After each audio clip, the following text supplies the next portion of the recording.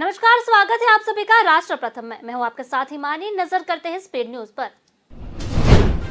Punjabi singer Sidhu Moosewala के कत्ल के बाद परिवार और फैंस के मातम पसरा था, लेकिन कातिल जश्न मना रहे। पुलिस के बैक ऑफ कातिल गुजरात के मुद्रा पोर्ट पहुंचे। यहां समुद्र किनारे उन्होंने जश्न मनाया, जिसके बाद फोटोशूट भी कराया। तस्वीरें अब सामने आई है। इसमें अंकित, दीपक मुड्डी, सचिन भिवानी, प्रीतवर्ग फौजी और कशिश उर्फ कुलदीप दिखाई दे रहे हैं। इनमें से दीपक मुड्डी अभी तक फरार है। इससे पहले भी इन कातिलों ने मूसेवाला के कत्ल के बाद कार में पंजाबी गीत पर जश्न मनाया था, जिसकी वीडियो भी शूटर अंकित शेरशाह के मोबाइल से मिली थी। मूसेवाला के कत्ल के बाद 5 राज्यों की पुलिस कातिलों के पीछे लगी हुई थी। पंजाब, हरियाणा, राजस्थान, महाराष्ट्र और दिल्ली पुलिस ने पकड़ने के लिए रिकॉर्ड कर रही है। इसके बावजूद यह 5 गुजरात के मुद्रा पोर्ट पर एंजॉय कर रहे थे। वहीं हाल ही में एनकाउंटर के बारे में गए शूटर भी पंजाब में ही शूटर हुए थे।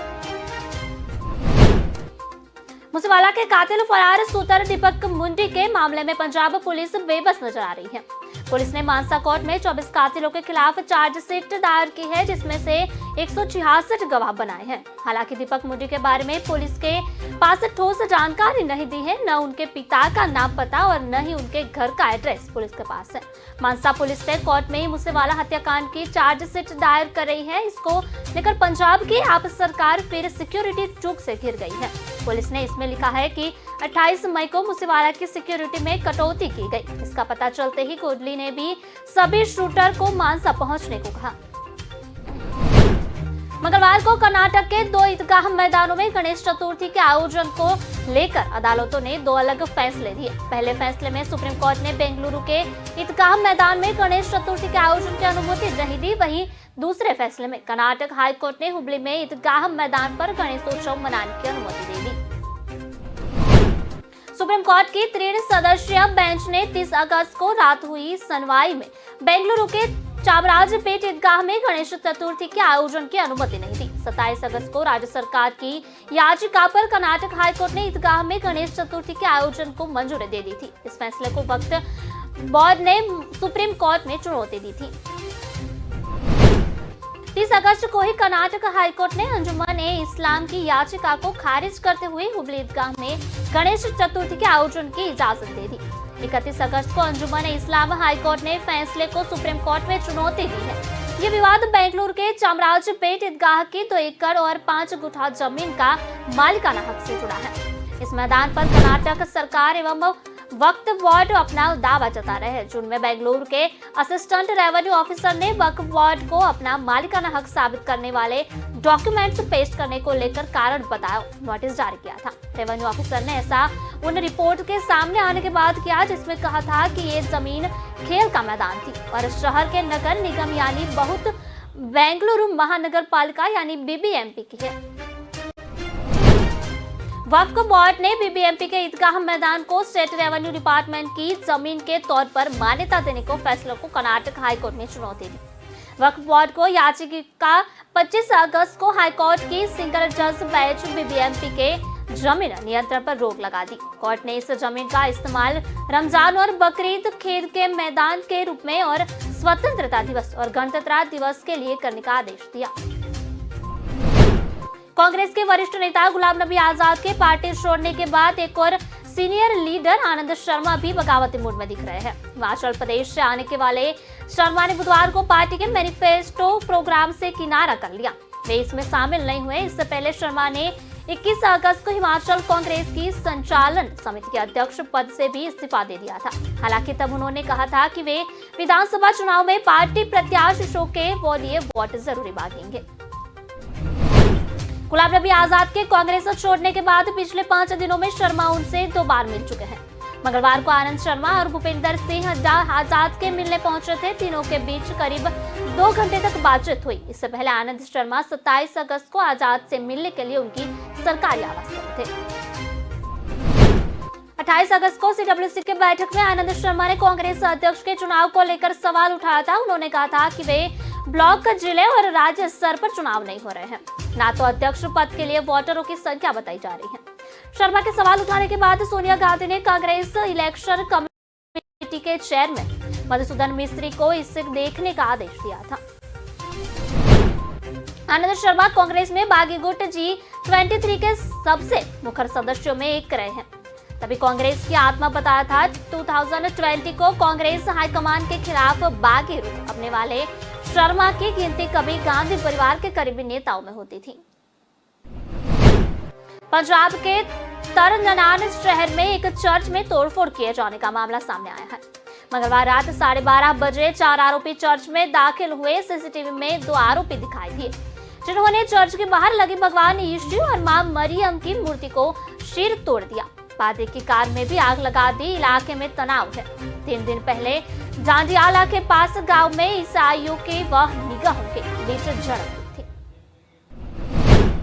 जो 4 लोग चर्च में दिखाई दे रहे हैं, उन्होंने गार्ड के सिर पर पिस्तौल रख उसकी बाजू को बांध दिया। चर्च में बनी पहली मंजिल पर माता मरियम और भगवान यीशु की मूर्ति तोड़ डाली। यह पूरी घटना सीसीटीवी में कैद हो गई है। आरोपियों ने मूर्ति का सिर अलग किया और उसे उठाकर साथ ले गए। जाते समय आरोपी चर्च के अंदर खड़ी कार को भी आग लगा गए। ईसाई धर्म के लोगों ने बुधवार सुबह पट्टी खेमकरण राज्य मार्ग 2 को बंद कर दिया। धरने पर बैठने ईसाई इंसाफ और आरोपियों को पकड़ने की मांग कर रहे हैं। पुलिस मौके पर पहुंची है और लोगों को समझाने का प्रयास किया जा रहा है। रविवार को जंडियाला गुरु के गांव डडुआना में चल रहे ईसाई कार्यक्रमों निहंग सिखों ने रुकवा दिया था। निहंगों ने वहां तोड़फोड़ की थी। पुलिस ने इस घटना के बाद 150 निहंग सिखों के खिलाफ मामला दर्ज किया है। 8 साल से नौकरानी के प्रताड़ित करने वाली रिटायर्ड IAS की पत्नी और निलंबित भाजपा नेता सीमा पात्रा को रांची पुलिस ने गिरफ्तार कर लिया है। पात्रा गिरफ्तारी के डर से फरार होने की कोशिश में थी। उससे पहले अरगोड़ा पुलिस ने उन्हें गिरफ्तार कर लिया। पिछले 2 दिनों से पुलिस उनकी तलाश कर रही थी। पुलिस ने सीमा को कोर्ट में पेश किया। कोर्ट ने सीमा को 12 दिसंबर तक पुलिस रिमांड पर भेजा है। 29 साल के एक आदिवासी दिव्यांग लड़की को रिटायर्ड IAS महेश्वर पात्रा की पत्नी ने घर में काम करने के बहाने उसे 8 साल तक कैद करके रखा था। पीड़ित का नाम सुनीता है। उससे बताया गया कि भरपूर खाना नहीं दिया जाता था, रोड से पीटा जाता था और गर्म तवे से जलाया जाता था। फिलहाल उसे कैद से छुड़ाकर रांची रिम्स में भर्ती कराया गया है। इधर सीमा पात्रा ने अपने ऊपर लगे सभी आरोपों को गलत बताया। उन्होंने कहा है कि उनके ऊपर लगाए सभी आरोप झूठे हैं। मुझे फंसाया गया है। आज ही सीमा को पुलिस ने गिरफ्तार किया है। राज्यपाल रमेश बैस ने सीमा पात्र मामले पर संज्ञान लेते हुए अपनी नाराजगी बताई है। पुलिस की शिथिलता पर भी अपनी गंभीर चिंता जताए हुए राज्य के पुलिस महानिदेशक से पूछा है कि अब तक पुलिस ने दोषी के खिलाफ कोई कार्यवाही क्यों नहीं की है। हाउस ऑफ प्रॉफिट मामले में सीएम के दोषी पाए जाने की सूचना के साथ ही झारखंड की सियासत में एक भूचाल आ गया है। सत्ता पक्ष लगातार विधायकों को बचाने के लिए कोशिश कर रहा है। पिछले 5 दिनों से विधायकों की सुबह शाम सीएम हाउस में हाजिर लगवाई जा रही है, तो कभी सियासी पिकनिक के बहाने एकजुटता का संदेश देने की कोशिश की जा रही है। झारखंड में जारी सियासी संकट के बीच राज्य के मुख्यमंत्री हेमंत सोरेन सीएम कैबिनेट की बैठक के बाद गुरुवार को रायपुर पहुंच सकते हैं। बुधवार शाम एमएलए प्रदीप यादव और मंत्री सत्यानंद भोक्ता रायपुर पहुंचेंगे। वहीं आज ही भोक्ता के साथ 4 अन्य मंत्री आलमगीर आलम, बन्ना गुप्ता, रामेश्वर ओराम और बादल पत्रलेख रांची पहुंच वापस लौटेंगे। राज्य के कैबिनेट की बैठक के बाद महागठबंधन के सभी मंत्रियों और विधायकों के भी रायपुर जाने की चर्चा है। ऐसा बताया जा रहा है कि वे अपने साथ उन सभी विधायकों को साथ ले जाएंगे जो फिलहाल राज्य में हैं। सरकार के विश्वस्त सूत्रों के माने तो 2 कदावर नेताओं पर हेमंत सोरेन को शक है, जो सरकार में टूट डालने की कोशिश कर रहे हैं। इनमें एक जेएमएम के हैं और एक कांग्रेस के। हेमंत सोरेन इन्हीं पर शिकंजा करने की कोशिश कर रहे हैं। सभी विधायकों को रांची से बाहर निकालना भी इसी का हिस्सा है। अमेरिका ने करीब 400 चिनूक हेलीकॉप्टर की उड़ान पर रोक लगा दी है। वॉल स्ट्रीट जर्नल के मुताबिक अमेरिकी सेना ने इंजन में आग लगाने की आशंकाओं को देखते हुए यह फैसला किया है। इस बीच भारत ने अमेरिका से इस मामले में रिपोर्ट मांगी है। अमेरिकी सेना के अधिकारियों को शक है कि चिनूक हेलीकॉप्टर को इंजन में कुछ खराबी है। एक अधिकारी ने कहा, हेलीकॉप्टर के इंजन में आग लगाने की सूचना मिली थी। हमने करीब 70 हेलीकॉप्टर को इंस्पेक्शन किया, जिसके बाद चिनूक के पूरे बेड़े का परिचालन रोक दिया गया है। इंडियन एयरफोर्स ने अमेरिका से चिनूक हेलीकॉप्टर की उड़ान पर लगाई रोक के बाद में जानकारी मांगी है। भारतीय वायुसेना ने कहा, हमारे पास 15 चिनूक हेलीकॉप्टर मौजूद है, सभी ऑपरेशन में है, यानी भारत में इसकी उड़ान नहीं रोकी गई है। सितंबर 2015 में भारत ने वायुसेना की ताकत को बढ़ाने के लिए अमेरिका से 15 चिनूक करार किया था, जिसकी कीमत लगभग $3 बिलियन थी। चिनूक 11 टन माल और 45 सैनिकों के सशस्त्र ले जाने में सक्षम है। यूपी में भ्रष्टाचार पर बड़ा एक्शन हुआ है। आयकर विभाग यानी आईटी ने लखनऊ, नोएडा और कानपुर समेत 22 जगह पर छापेमारी की है। आईटी ने यूपी में उद्योग विभाग, उद्यमिता विकास संस्था, उद्यमिता प्रशिक्षण संस्थान से जुड़े अफसरों और ठेकेदारों पर छापेमारी की है। बुधवार को सुबह करीब 5 बजे छापेमारी हुई। आईटी दिल्ली में भी एक जगह छापेमारी कर रही है। इस ऑपरेशन का नाम बाबू साहब पार्ट 2 दिया गया है। अधिकारियों ने बताया कि 18 जून ऑपरेशन बाबू साहब पार्ट 1 तहत कार्यवाही की गई थी। सरकारी संस्थानों के अधिकारियों और कर्मचारियों पर टेंडर मैनेज कराने का आरोप है। लखनऊ के विपुल खंड में रहने वाले डीपीसी के यहाँ इनकम टैक्स की टीम सुबह सुबह पहुंची। वहीं प्रॉपर्टी डीलर और ठेकेदार है, उनके यहाँ 18 जून को ऑपरेशन बाबू साहब पार्ट 1 के तहत छापेमारी हुई थी। इसमें आईटी को डॉक्यूमेंट प्रूफ मिले थे। इसी आधार पर डीपीसी आईटी का रडार पर है। सरकारी योजनाओं में घोटाले करके कुछ अधिकारी आईटी के रडार पर आए हैं। करप्शन के इन मामलों में तार यूपी के उद्यमिता विकास संस्थान से जुड़े हैं। मार्च में संस्थान के डायरेक्टर देवेंद्र पाल सिंह की कार से 30 लाख रुपए नकद बरामद किया गया था। इसके बाद छापों का सिलसिला नोएडा, ग्रेटर नोएडा, इंदिरापुरम समेत करीब 28 जगहों पर चला था। ताजमहल का नाम बदलने की मांग को लेकर निगम के सदन प्रस्ताव गया है। नगर निगम ताजगंज वार्ड परिषद ने ताजमहल का नाम तेज महालय करने का प्रस्ताव दिया है। आज यानी की होने वाली बैठक में भाजपा पार्षद शोभाराम राठौर नगर निगम सदन के अधिवेशन में यह प्रस्ताव पेश करेंगे। उनका तर्क है कि नगर निगम में पिछले 4.5 साल में करीब 80 सड़क और चौराहे के नाम बदले गए हैं। ताजमहल का नाम बदलने की मांग भी लंबे समय से उठ रही है। जिस जगह ताजमहल है वो उस क्षेत्र के पार्षद भी हैं। ताजमहल नगर निगम की सीमा में है। ताजमहल में हिंदू सभ्यता से जुड़े कई चिन्ह मिलने की बात कही जाती है। ऐसे में उन्होंने नाम बदलने का प्रस्ताव रखा है। इस मामले में मेयर नवीन जैन का कहना है कि पार्षद शोभाराम ने ताजमहल का नाम बदलने का प्रस्ताव लगाया। प्रस्ताव सदन में पढ़ा जाएगा और इसी पर चर्चा होगी। ताजमहल का नाम अगर आगरा नगर निगम में प्रस्ताव पास होकर तेज महालय भी हो गया तो भी इसी पुरातात्विक महत्व के संरक्षित स्मारक का नाम सरकारी दस्तावेजों में बदल ले सकेगा। किसी भी पुरातात्विक स्मारक का नाम बदलने का अधिकार सिर्फ केंद्र सरकार को है। असम के बोइंग गांव में बुधवार को प्रशासन ने एक और मदरसा डरा दिया। आरोप है कि इस मदरसा को इस्तेमाल आतंकी गतिविधियों का अंजाम देने के लिए किया जा रहा था। कवेतरीक बाट 4 गांव में बने मरकाजुल मां आरिफ कुरियाना में मदरसे को कुराने को कई बुलडोजर बुलाए गए थे। इलाके में बड़ी संख्या में सैन्य बल भी तैनात किया गया। असम में हाल में ही इमाम और मदरसे को शिक्षकों समेत 37 लोगों को गिरफ्तार किया गया था। इन पर आरोप था कि आतंकी संगठनों AQIS और ABT से जुड़े हुए हैं। इनकी गिरफ्तारी के बाद से ही प्रशासन मदरसों को गिराने की कार्यवाही कर रहा है। मदरसा गिराए जाने से पहले मंगलवार रात को 224 छात्रालयों को 2 मंजिल से इमारत से निकाला गया। ऐसी खबरें थी कि धार्मिक शिक्षकों के भेष में कुछ आतंकी राज्य में घुस आए हैं और राज्य विरोधी गतिविधियों में लगे हैं। 30 अगस्त को गोलापारा पुलिस ने सर्च ऑपरेशन चलाकर यहां से कई अहम दस्तावेज बरामद किए हैं। इसमें ABT से जुड़ा एक पर्चा और AQIS का संदिग्ध लोगो भी मिला। झारखंड की अंकिता की हत्या के मामले में FIP के कनेक्शन की बात की जा रही है। दुमका से पूर्व विधायक लौसी मराडी ने कहा कि अंकिता हत्याकांड मामले में पकड़ गए दोनों आरोपियों के खिलाफ जांच होनी चाहिए। उन दोनों आरोपियों का कनेक्शन प्रबंधित संगठन FBI से है या नहीं, इस पर बिंदु पर जांच जरूरी है। उन्होंने कहा कि जिस तरीके से इस तरह से मामले सामने आ रहे हैं उससे कहीं ना कहीं FBI का कनेक्शन इनकार नहीं किया जा सकता। लेकिन इस पूरे मामले की जांच के बाद इसकी पुष्टि की जा सकती है। वहीं बीजेपी के प्रदेश अध्यक्ष दीपक प्रकाश ने कहा है कि संथाल परगना के इलाके में पीएफआई सक्रिय रहा है।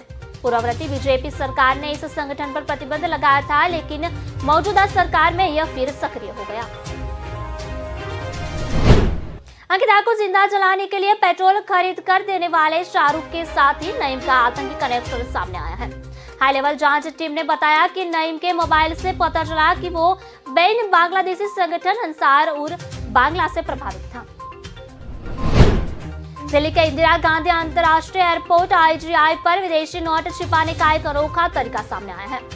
CISF ने एक यात्री को पकड़ा है जो एक लहंगे में 1 लाख सऊदी रियाल छिपाकर विदेश जा रहा था।